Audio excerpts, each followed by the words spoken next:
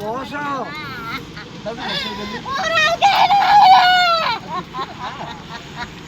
ବସ ବସ ହଁ ଚାଲ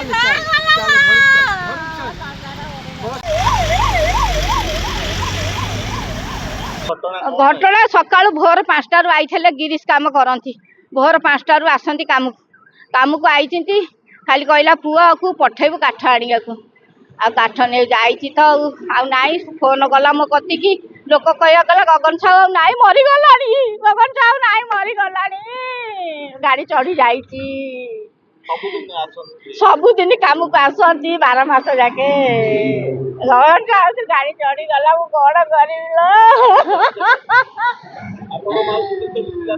ଦିଟା ଝିଅ ଗୋଟେ ପୁଅ ଛୋଟିଆ ପୁଅ କିଛି ଜାଣି ନାହିଁ ଦିଟା ଝିଅ କଣ କରିବି ଲୋ ଏଇ ରୋଜଗାର କରିକି ସଂସାର ପୋଷୁଥିଲେ ଲୋ ମୋ ସଂସାର ଭାସିଗଲା ନାଇଁ ଆମେ ତ ଭୋର 5টাରୁ ଆମେ ତ କାମ କରୁଥିଲୁ ଯାଇ ଖବର ଗଲା ଆଇଲୁ ଆସିଲୁ ଆଉ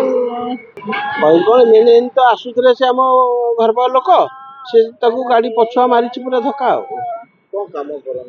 ଚକା ଗ୍ରୀସିଂ କରନ୍ତି ମଙ୍ଗୁଲ ଚକା ସବୁଦିନ ଆସନ୍ତି ନାଇଁ ନାଇଁ କୋଉ ଗାଡି ଧକ୍କା କରିଛି ଖବର ଏଇଠୁ ଜଣେ ଗୋଟେ ଲୋକ ଦେଲା ଯୋଉ ଲୋକଟି ତାଙ୍କୁ ଚିହ୍ନିଛନ୍ତି